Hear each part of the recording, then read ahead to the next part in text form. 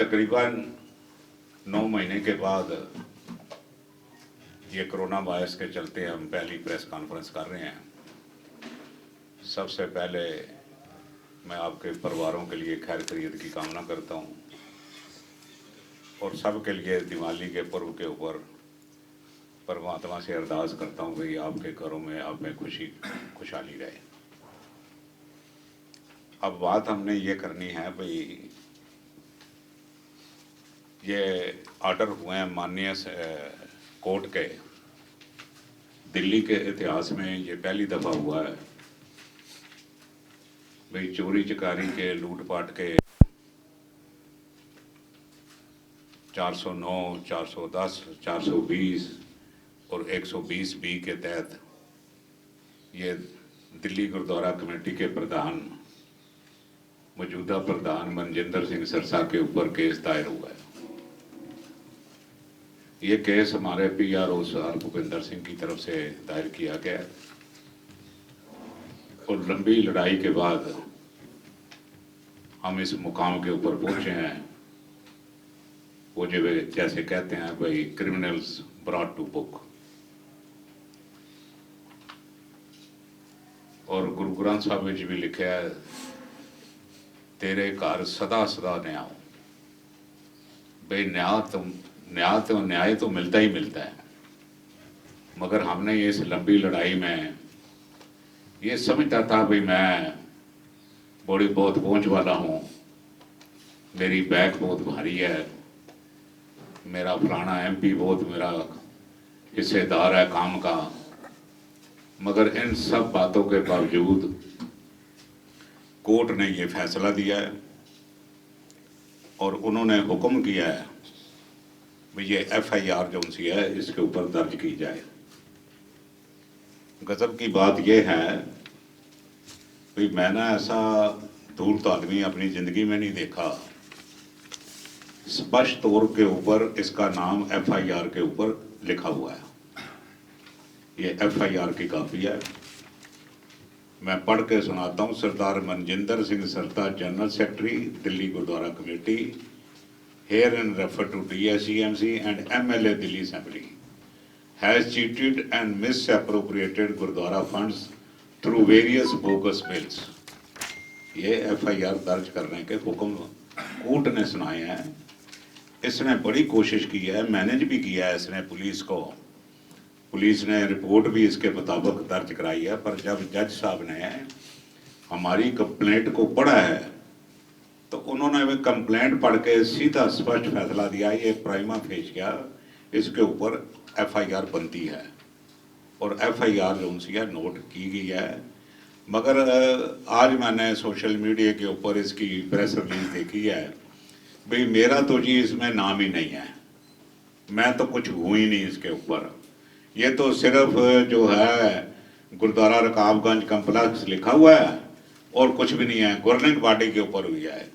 और साथ ही ये कह रहा है जी सरों ने ये बड़ा जुल्म किया है, ये गुरुद्वारा गवर्निंग बॉडी का। अरे भाई चोर तुम हो, बदकिस्मती से तुम गुरुद्वारा कमेटी के प्रधान हो तो गुरुद्वारा कमेटी का नाम तो आएगा ना, इसको इससे कैसे छूटा जाएगा। ये क्यों कुफर तोल रहे हो प्रेस के सामने, अब क्यों झूठ बोल रहे हो। एक्सेप्ट करो, बड़े ही निम्रता सहित एक्सेप्ट करो कि तुम चोर हो। तुमने बिल्कुल शरीर चोरी की है गुरुद्वारा फंड्स की। ये कोई, मैं आपको ये बता देना चाहता हूँ, ये 5, 10, 20 करोड़ से गुरुद्वारा कमेटी गिरने वाली नहीं थी। ये अरबों रुपयों का चोरी चुकारी हुई है और ये पहली परत है, छोटी सी, बड़ी छोटी सी पहली परत है जो खुली है। अब 19 तारीख को जो दूसरी परत है वो भी खुलने वाली है, उसका भी फैसला होगा। ये बच के कहाँ तक भाग के जाएगा तू। ये तूने गुरु घर की चोरी की है, किसी लाले बनिए की चोरी नहीं की है। कोई वो छोड़ देगा, चल यार मेरे से और भागा नहीं जाता। गुरु तेरे को माफ नहीं करेगा। गुरु की गोलक में हाथ डाल के तुमने पैसे निकाले हैं। गुरु की संगत को के दिए हुए एक एक गरीब का पैसा, एक एक रुपया, 10-10 पैसे जो उन्होंने श्रद्धा से माथा टेका है, उस पैसे को तुमने लूटा है। ये न्याय कहाँ का है? तो उसने पता नहीं कितनी तंगी से अपने तन काट के गुरु के आगे अर्पण किया, भाई ये मेरी तरफ से भेंट स्वीकार कीजिए, और तुमने गुरु की भेंट को ही खा लिया। कहाँ जवाब दोगे? तुम्हारे पास कोई जवाब नहीं है। अब जो हालात बन रहे हैं, तुम्हारी जो जिंदगी है वो बड़ी कोठी में गुजरनी चाहिए।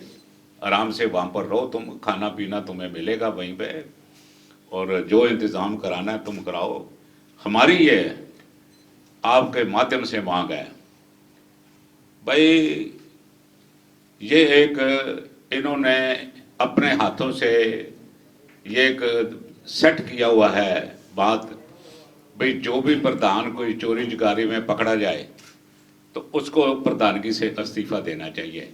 इन्हीं की पार्टी ने ये प्रेसिडेंट सेट किया हुआ है 2018 में। और फिर इसी साल इन्होंने हाउस को बुला के उसको बाहर निकालने का भी प्रावधान किया है और फैसला लिया है। हमारा ये मानना है ये बादल दल सारा चोरी से लिपटा हुआ है, और इन चोरों को जो जो तुमने प्रेसिडेंट सेट किए हुए हैं उसके मुताबिक सिरसे को फौरन दिल्ली गुरुद्वारा कमेटी से इस्तीफा देना चाहिए। हमारे जो मेंबर हैं दिल्ली गुरुद्वारा कमेटी के, उन्होंने चिट्ठी भी जो सी है एग्जेक्टिव बॉडी को लिख के आज दे रहे हैं, भाई क्योंकि कल दे देंगे चिट्ठी, वो चिट्ठी दे रहे हैं भाई ये कानून के मुताबिक भी और इखलाक के मुताबिक भी, क्योंकि ये बादलों ने प्रेसिडेंट सेट किया है चोरों को बाहर निकालने का, तो ये भी चोर है, इसके ऊपर भी एफआईआर दर्ज हो चुकी है। ये माने या ना माने, नहीं मानता तो भाई तू मत कोर्ट के ऑर्डर मान, तू कह दे जी मैंने नहीं किया, मैं किसी ना मैं बेल कराऊंगा ना मैं कोर्ट जाऊंगा, तू कह दे, हम उसको तेरे को मान लेंगे। और ये जो कागज है आप कह देंगे जी ये ठीक नहीं है, ये बोगस कागज है, इसमें क्या बात है, तो कह दे, कह तो सही। ऊपर से बेल की तैयारियां कर रहा है, ऊपर से भाग दौड़ कर रहा है, ऊपर से हाई कोर्ट जाने की तैयारी कर रहा है, फिर कहता है ये कागज गलत है, इसमें मेरा कहीं भी नाम नहीं है। सो हमारा ये आपसे निवेदन है भाई आपके माध्यम से इसको 1 मिनट के लिए कुर्सी पर रहने का कोई अधिकार नहीं है। देखो गल है जी कि इस वक्त बादल दल के तकरीबन 42 मैंबर है दिल्ली सिख गुरद्वारा प्रबंधक कमेटी। इन्हों चो जेडे मैंबर इसके खिलाफ इस इस्तीफे की मंग नहीं करता है, संगत उन्होंने चेहरे पछाण लवे, तो ਜਿਹੜੀਆਂ ਚੋਣਾਂ मार्च अप्रैल च होणीਆਂ इन्हां चों कोई भी ਜਿਹੜਾ बादल दल के बहुत वड्डी करप्शन के खिलाफ नहीं बोलेगा, उन्होंने चोणां लड़न का हक नहीं होएगा। जे लड़न तो संगतां उन्हां दीयां जमानतां जब्त करन। दूसरी गल मैं कहना चाहता कि ये जो चोरियां चकारियां हैगियां बहुत वड्डियां, और इहदे विच जब पूरी तहकीकात आएगी तो सरदार सुखबीर सिंह बादल भी फसेगा, क्योंकि उसके घर भी जोड़े फंक्शन होंदे रहे वो सारी पेमेंटां दिल्ली सिख गुरुद्वारा प्रबंधक कमेटी तो हुई। नुकसान दिल्ली सिख गुरुद्वारा प्रबंधक कमेटी का तकरीबन 300 करोड़ के करीब है 8 सालों के विच, और यह तो हाले 2 करोड़ सामने आया है, 3-4 करोड़ 19 तरीक को आ जाएगा, जिन्ना सामने आएगा 10-15 करोड़ होएगा। ये सारे पैसे जोड़े है ये जिले इनकुआरियां होणगियां, जिहड़ी डे लाइट ने इन्हां दी कीती हुई है वो सामने आएगी तो सारे चिट्ठे बाहर आ जाएंगे। इन्हां चों कोई भी बंदा जिहड़ा ऑफिस वीरर है घट्टो घट्ट वो उन्हां दी जगह बाहर नहीं हैगी, अंदर हैगी। जे ये कह रहे हैं कि मेरे ते है नहीं, वो तो रविंदर सिंह ने दसता है, ये बहाने लभदे ने किसी तरीके, मेरा कुछ हथ नहीं, हथ ही 5-6 बंदियां दा है। और उस तो बाद इन्हों चोरी चकारी वेखते आए हैं, बाकी जगह भी हुई। वो कहते तुसीं लीटर तो असीं ना खाईए। इन्हों के प्रधान ने नानक प्यो के मैंबर ने कहा तू नोट बदला क्यों ले जा रहा है, कहना तुसीं लाखां रुपए के लै गए तो मैं बदले तां की हैगा। कोई इन्हां च पाक साफ नहीं है, जिहड़े पाक साफ होणगे वो बाहर आ जाणगे, बाकी सारा काम उत्थे रहेगा। इसलिए साडी डिमांड हैगी ਕਿ ਅਕਾਲ ਤਖਤ ਤੇ ਜਿਹੜੀ ਇਹ ਰਿਪੋਰਟ ਗਈ ਹੋਈ ਹੈ, ਅਕਾਲ ਤਖਤ ਦੇ ਜਥੇਦਾਰ ਵੀ ਕਾਰਵਾਈ ਕਰਨ। ਉਹਨਾਂ ਦੇ ਕੋਲ ਪਿਛਲੇ ਪ੍ਰਧਾਨ ਨੇ ਪੂਰਾ ਵੇਰਵਾ ਦਿੱਤਾ ਹੋਇਆ, ਕੋਈ 8-9 ਕਰੋੜ ਦਾ, ਉਹਦੀ ਤਹਿਕੀਕਾਤ ਕੀਤੀ ਜਾਏ। ਇਹ ਗੱਲ ਮੈਂ ਤੁਹਾਨੂੰ ਦੱਸ ਦਿਆਂ, ਮੈਂ ਦੁਬਾਰਾ ਦੁਹਰਾ ਰਿਹਾ। ਪਹਿਲੇ ਸਰਸੇ ਵਾਲੇ ਨੂੰ ਪਹਿਲੇ ਜਥੇਦਾਰਾਂ ਨੇ ਬਚਾਇਆ, ਉਹਨਾਂ ਦਾ ਅਸਰ ਕੀ ਹੋਇਆ ਤੁਸੀਂ ਦੇਖ ਲਓ। ਹੁਣ ਦੂਸਰੇ ਸਰਸੇ ਨੂੰ ਫਿਰ ਇਹ ਜਥੇਦਾਰ ਬਚਾਣਗੇ, ਇਹਨਾਂ ਦਾ ਅਸਰ ਕੀ ਹੋਣਾ ਤੁਸੀਂ ਦੇਖ ਲੈਣਾ। ਮੇਰੀ ਪੁਰਜ਼ੋਰ ਅਪੀਲ ਹੈਗੀ, ਮੈਂਬਰ ਆਪਣੀ ਜ਼ਮੀਰ ਦੀ ਆਵਾਜ਼ ਤੋਂ ਉੱਠ ਕੇ ਇਹਨਾਂ ਦੇ ਖਿਲਾਫ ਕਾਰਵਾਈ ਦੀ ਮੰਗ ਕਰਨ, ਔਰ ਕਾਰਵਾਈ ਦੀ ਮੰਗ ਨਹੀਂ ਕਰਨ, ਇਮੀਡੀਏਟਲੀ ਭਾਵੇਂ ਐਗਜ਼ੈਕਟਿਵ ਬ੍ਰਾਂਚ ਭਾਵੇਂ ਜਨਰਲ ਸੋਰਸ ਬ੍ਰਾਂਚ ਜਿਹਦੀ ਚਿੱਠੀ ਕੱਲ ਦੇ ਦਿੱਤੀ ਜਾਏਗੀ ਇਹਨਾਂ ਵੱਲੋਂ, ਉਸ ਦੇ ਵਿਰੁੱਧ ਫੌਰਨ ਕਾਰਵਾਈ ਕੀਤੀ ਜਾਵੇ।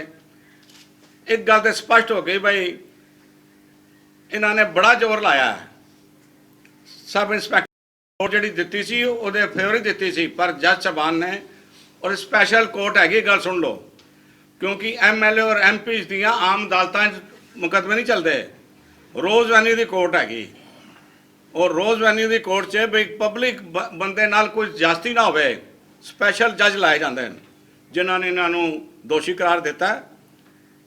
ਕੋਈ ਕਿਸੇ ਨੇ ਪੁੱਛਣਾ, ਅਸੀਂ ਹਾਜ਼ਰ ਹਾਂ ਇਸ ਤਰ੍ਹਾਂ ਦਾ ਸਵਾਲ।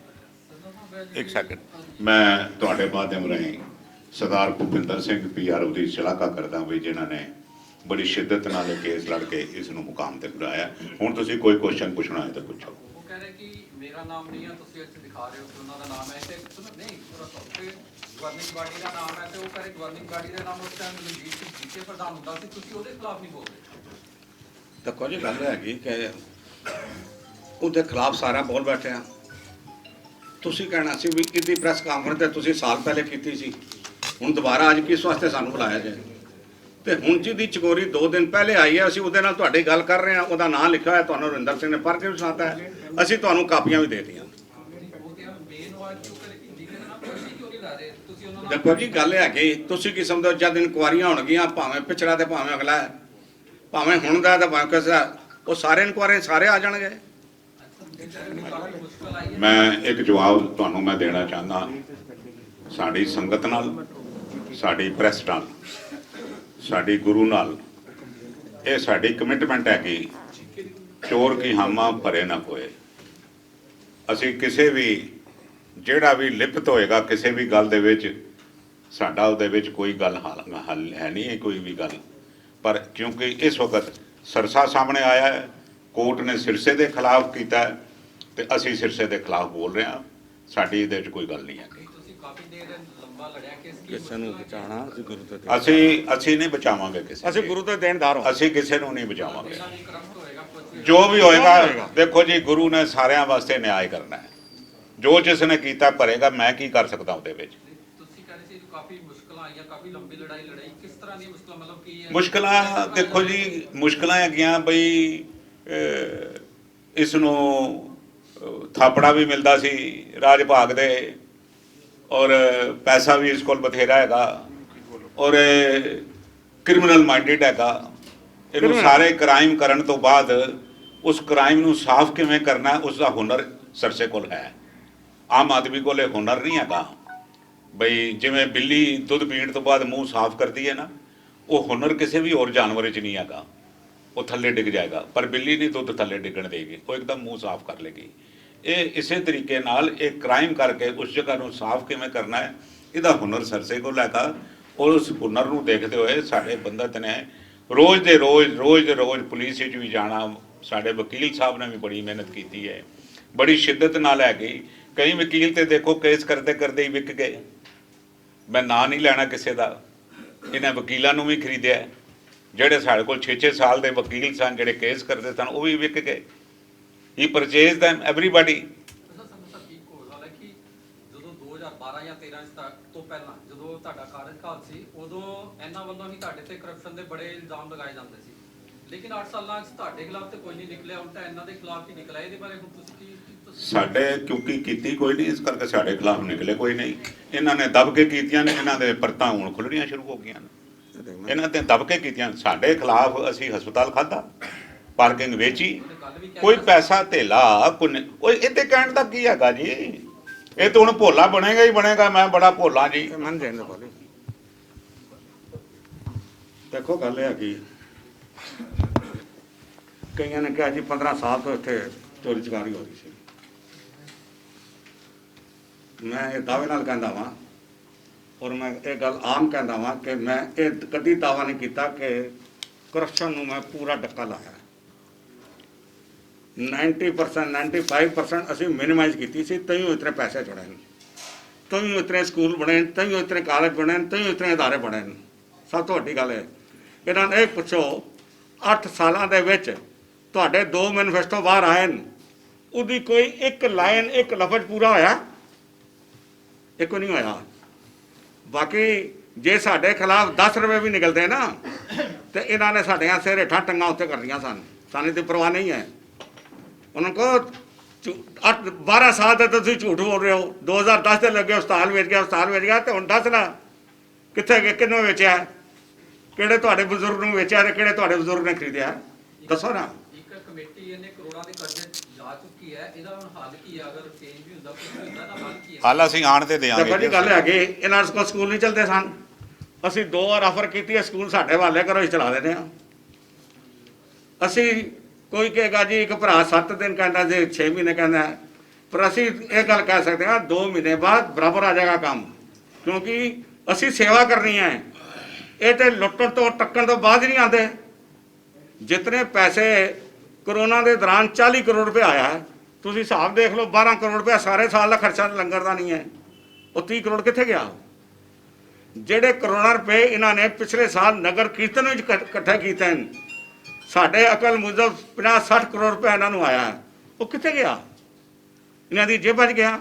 ਹਾਲੇ ਤੇ ਹੋਰ ਇਨਕੁਆਰੀਆਂ ਹੋ ਰਹੀਆਂ, ਤੁਸੀਂ ਦੇਖਣਾ ਨਿਕਲਦੇ ਕਿਤਨੇ ਲੱਗੇ। ਉਹ ਅਕਸਰ ਇਸ ਮਾਮਲੇ 'ਚ ਇੱਕ 420 ਦਾ ਹਵਾਲਾ ਵੀ ਦਿੰਦੇ ਨੇ, ਉਹ ਜਿਹੜੀ ਸਾਕੇਤ ਕੋਰਟ ਸਨਲਾਈਟ ਕਲੋਨੀ, ਜਿਹੜੀ ਉਹ ਹਸਪਤਾਲ ਹੋਇਆ ਤੇ ਕੁਝ ਨਹੀਂ ਨਾ ਜੀ। ਕੀ ਨਹੀਂ ਹੋਇਆ ਜੀ? ਨਹੀਂ, ਮਤਲਬ ਅਕਸਰ ਉਹ ਨਹੀਂ ਉਹਨਾਂ ਇੱਕ ਗੱਲ ਸੁਣੋ ਨਾ, ਹੋ ਗਏ ਨਾ, ਕਿਸੇ ਦੀ ਹਿੰਮਤ ਸੀ।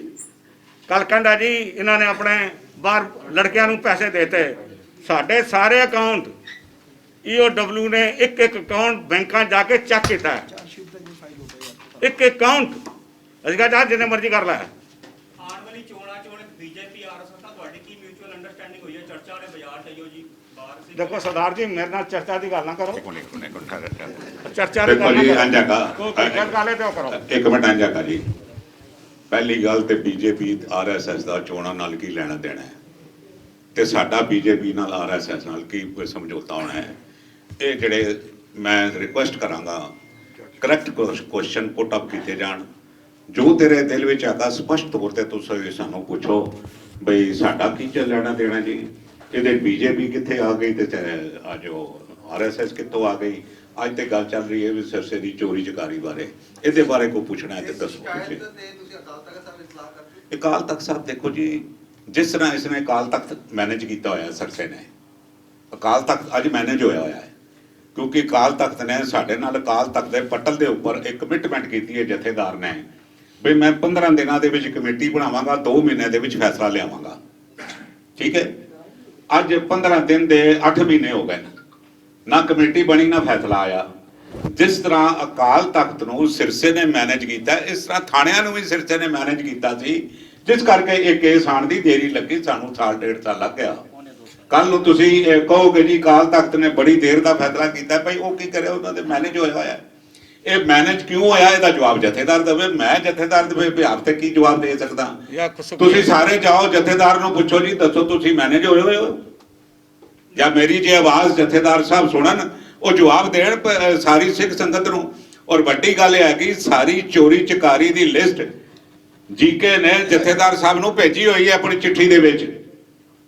ਇਹ ਸਾਡੇ ਕੋਲ ਇਨਫੋਰਮੇਸ਼ਨ ਹੈ ਕਿ ਇਹਨੇ ਚਿੱਠੀ ਭੇਜੀ ਹੈ, ਉਹ ਚੋਰੀ ਚਕਾਰੀ ਦੀ ਲਿਸਟ ਕੀ ਹੈਗੀ ਉਹ ਸਾਡੇ ਕੋਲ ਨਹੀਂ ਹੈਗੀ। ਨਵੰਬਰ 2012 ਜਿਹੜਾ ਗੁਰਦੁਆਰਾ ਰਕਾਬਗੰਜ ਸਾਹਿਬ ਵਿੱਚ ਇੱਥੇ ਜਿਹਨੂੰ ਕਿਹਾ ਜਾਂਦਾ ਕਿ ਹਮਲਾ ਹੋਇਆ ਸੀ, ਜਾਂ ਤੁਹਾਡੀ ਟਾਸਕ ਫੋਰਸ ਨੇ ਜੀਕੇ ਹੋਰਾਂ ਨੇ ਮੱਥੇ ਜੋ ਸੱਟਾਂ ਵਗੈਰਾ ਲੱਗਿਆ ਸੀ, ਉਹਨੂੰ ਲੈ ਕੇ ਸਰਦਾਰ ਚਰਨਜੀਤ ਸਿੰਘ ਖਾਲਸਾ ਪੰਚਾਇਤ ਨੇ ਫੇਸਬੁੱਕ ਤੇ ਲਿਖਿਆ ਕਿ ਵੀ ਸਰਨਾ ਭਰਾਵਾਂ ਨੇ ਮੈਨੂੰ ਫਸਾਇਆ, ਅੱਜ ਤੇ ਮੈਂ ਤਰੀਕਾ ਭੁਗਤ ਰਿਹਾ, ਤੇ ਸਰ ਨੇ ਹੋਰੀ ਭੁਪਿੰਦਰ ਸਿੰਘ ਹੋਰਾਂ ਨੂੰ ਵੀ ਫਸਾਣ ਕੀਤਾ, ਤੇ ਕਿਸੇ ਦੀ ਕੋਈ ਇਮਦਾਦ ਨਹੀਂ ਕਰਦੇ ਆ, ਵਕੀਲ ਦੀ ਸਹਾਇਤਾ ਵੀ ਨਹੀਂ ਦਿੰਦੇ। ਇਹਦੀ ਗੱਲ ਦਾ ਕੀ ਜਵਾਬ ਹੋਗਾ? ਮੈਂ ਤੇ ਕੋਈ ਨਹੀਂ ਜਾਣਦਾ ਕੌਣ ਹੈਗਾ ਚਰਨਜੀਤ ਸਿੰਘ, ਹੈ ਮੈਂ ਨਹੀਂ ਜਾਣਦਾ। ਮੈਂ ਨਹੀਂ ਜਾਣਦਾ ਕੌਣ ਹੈ ਚਰਨਜੀਤ ਸਿੰਘ, ਕਿਹਨੂੰ ਸੱਟਾਂ ਲੱਗੀਆਂ ਕਿ ਨਹੀਂ। ਮੈਂ ਨਾ ਉੱਥੇ ਸੱਟਾਂ ਵਾਲੇ ਮੌਜੂਦ ਸੀ, ਮੈਂ ਤੇ ਕਮਰੇ 'ਚ ਮੀਟਿੰਗ ਕਰ ਰਿਹਾ ਸੀ। ਨਾ ਮੈਂ ਗਿਆ, ਨਾ ਮੈਂ ਆਇਆ, ਨਾ ਮੇਰਾ ਮਤਲਬ, ਨਾ ਕੋਈ ਵਾਸਤਾ। ਜਿਹਨੇ ਮਾਰੀਆਂ ਉਸ ਕੋਲ ਪੁੱਛੋ, ਜਿਹਨੂੰ ਲੱਗੀਆਂ ਉਸ ਕੋਲ ਪੁੱਛੋ। ਹੋਰ ਕੋਈ ਕੁਐਸਚਨ ਜੀ? ਇਹ ਕੇਸ 2013 ਦਾ ਹੈ, ਤੁਸੀਂ ਇੰਨੀ ਦੇਰ ਬਾਅਦ ਮਤਲਬ ਕੇਸ ਕਿਉਂ ਕੀਤਾ? ਇੰਨੇ ਸਾਲ ਲੱਗ ਗਏ ਤੁਹਾਨੂੰ? ਕਾਗਜ਼ ਸਰ ਕਾਗਜ਼ ਸਾਡੇ ਕੋਲ ਦੇਰ ਨਾਲ ਆਏ ਹੈਗੇ। ਹਾਂਜੀ, ਅਕਤੂਬਰ ਪਨੀਰ 2018 ਚ ਪਨੀਰ ਤਾਂ ਹੀ ਬਣਿਆ ਜਦ ਦੁੱਧ ਫਟਿਆ। ਕਿਸ ਤਰ੍ਹਾਂ ਆਏ ਸੀ ਕਾਗਜ਼ ਤੋਂ? ਹਾਂਜੀ, ਕਾਗਜ਼ ਆਏ ਕਿਸ ਤਰ੍ਹਾਂ ਹੁੰਦਾ ਸਰ? ਮੈਂ ਤੁਹਾਨੂੰ ਦੱਸਿਆ ਨਾ ਜੀ, ਪਨੀਰ ਤਾਂ ਬਣਿਆ ਜੇ ਦੁੱਧ ਫਟਿਆ। ਹੁਣ ਤੁਸੀਂ ਕਹੋ ਦੁੱਧ ਕਿਵੇਂ ਫਟਿਆ, ਤੁਸੀਂ ਅੰਦਾਜ਼ਾ ਲਾਓ। ਤੁਸੀਂ ਕਿੰਨੇ ਰੈਜ਼ਿਗਨੇਸ਼ਨਸ ਐਕਸਪੈਕਟ ਕਰ ਰਹੇ ਹੋ? ਹਾਂਜੀ, ਕਿੰਨੇ ਰੈਜ਼ਿਗਨੇਸ਼ਨਸ ਐਕਸਪੈਕਟ ਕਰ ਰਹੇ ਹੋ? ਸਾਨੂੰ ਤੇ ਐਕਸਪੈਕਟੇਸ਼ਨ ਇਹ ਹੈਗੀ ਵੀ ਅੱਜ ਹੀ ਉਸ ਨੂੰ ਅਸਤੀਫਾ ਦੇ ਦੇਣਾ ਚਾਹੀਦਾ। ਜੇ ਕੋਈ ਗੈਰਤ ਜਾਂ ਕੋਈ ਕਿਸੇ ਗੈਰਤ ਨਾਂ ਦੀ ਚੀਜ਼ ਕਿਸੇ ਦੇ ਦਿਲ ਵਿੱਚ ਹੈਗੀ। ਜੇ ਸਰ ਸੁਖਬੀਰ ਸਿੰਘ ਬਾਦਲ ਬੈਨੀਫੀਸ਼ਰੀ ਨਹੀਂ ਹੈਗਾ, ਮੇਰਾ ਇੱਕ ਕੁਐਸਚਨ ਫਿਰ ਦੀ ਸਪਸ਼ਟ ਗੱਲ ਹੈਗੀ, ਜੇ ਇਸ ਡੀਲ ਦੇ ਵਿੱਚ ਸਰਦਾਰ ਸੁਖਬੀਰ ਸਿੰਘ ਬੈਨੀਫੀਸ਼ਰੀ ਨਹੀਂ ਹੈ ਤਾਂ ਉਸ ਨੂੰ ਅੱਜ ਹੀ ਇਸ ਨੂੰ ਡਿਸਮਿਸ ਕਰ ਦੇਣਾ ਚਾਹੀਦਾ ਹੈ। ਤੇ ਜੇ ਬੈਨੀਫੀਸ਼ਰੀ ਹੈ ਤੇ ਚੁੱਪ ਕਰਕੇ ਬੈਠਾ ਰਹੇ, ਚੁੱਪ ਕਰਕੇ ਬੈਠਾ ਰਹੇ, ਜਿਸ ਤਰ੍ਹਾਂ ਉਹਨਾਂ ਦੀ ਆਦਤ ਹੈ ਕਿ ਵੀ ਚਲੋ ਭਲੇ ਦਿਨ ਆਉਣਗੇ, ਹੁਣ ਚੁੱਪ ਕਰਕੇ ਬੈਠੇ ਰਹੋ। ਪਰ ਆਉਣਗੇ ਨਹੀਂ। ਇਹ ਮਾਮਲਾ ਇਸ ਤਰ੍ਹਾਂ ਨਹੀਂ ਹੋਏਗਾ, ਕਿਉਂਕਿ ਜਿਹੜਾ 19 ਤਰੀਕ ਦਾ ਕੇਸ ਹੈਗਾ ਜਿਹੜਾ ਕੋਰਟ ਵਿੱਚ ਆ ਰਿਹਾ, ਉਸ ਤੋਂ 2 ਗੁਣਾ ਜ਼ਿਆਦਾ ਗੰਭੀਰ ਹੈਗਾ।